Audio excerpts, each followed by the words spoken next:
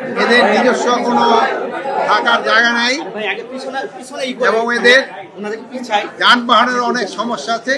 এগুলি তাদের কাছে শুনলাম এবং তারা অনেক জায়গায় অনেক ভালো কাজও করে যাচ্ছে। এবং আমাদের দেশে যে ট্যুরিস্ট পুলিশটা যদি খুব ভালো অ্যাক্টিভ হয় তবে বিদেশি ট্যুরিস্টও কিন্তু আমাদের দেশে আসবে।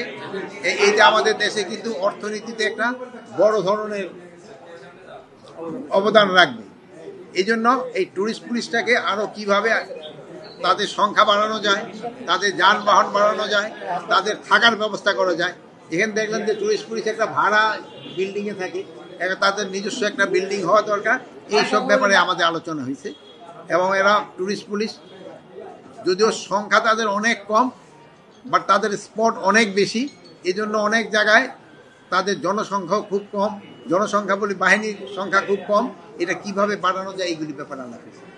এইটা ক্ষেত্রে আমি আপনার সাথে আমি দ্বিমত করব না, এটা তো আমাদের হচ্ছে, বাট এটা আমরা যেই জায়গায় হচ্ছে আমরা কিন্তু সাথে সাথে তাদের আইনের আওতায় নিয়ে আসতেছি।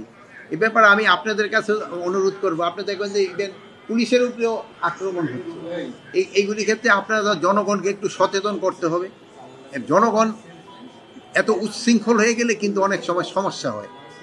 মানে বাহিনীতে এত সবসময় কন্ট্রোল করা যায় না।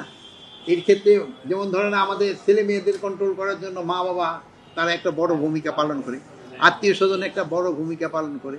এই জন্য এই ক্ষেত্রে আপনাদেরও একটা বড় ভূমিকা পালন করতে হবে এই ধরনের ঘটনা যেন না ঘটে। বাট আমাদের এই জন্য আইন শৃঙ্খলা বাহিনী কিন্তু সবসময় ভিজিল্যান্ট আছে, তৎপর আছে এবং যে জায়গায় হচ্ছে তাদের কিন্তু আমরা আইনের আওতায় নিয়ে আসতেছি। ভবিষ্যতে যেন এই ধরনের ঘটনা না ঘটে এই জন্য আমরা চেষ্টা করে যাচ্ছি। এইটার ক্ষেত্রে কারো কোনো অধিকার নাই আইন শৃঙ্খলা বাহিনী ছাড়া কোনো অভিযান চালানো। আপনি যেটা বলছেন হয়েছে, এটা যেন ভবিষ্যতে না হয় এই জন্য আমরা ব্যবস্থা নিচ্ছি। না এই যেই জায়গাটিটা আমি দেখছি এই ইসে থেকে ঢাকা থেকে রাজশাহী এই জন্য একটু সংখ্যাটা একটু বেশি, টাঙ্গাইলের এখানেও একটুখানি বেশি। এগুলি যেন না হয় এই জন্য ওই এলাকায় যারা আইন শৃঙ্খলা বাহিনী আছে তাদের আমরা ইনস্ট্রাকশন দিয়েছি এবং তারা আগের থেকে অনেকটা মনে হয় ভিজিল্যান্ট হচ্ছে। আপনারা হয়তো ঈদের ক্ষেত্রে যেন এই চাঁদাবাজি যেন না হয় এবং ছিনতাই যেন না হয় এই জন্য আমরা ব্যবস্থা নিচ্ছি এবং আমাদের কার্যক্রম থাকবে।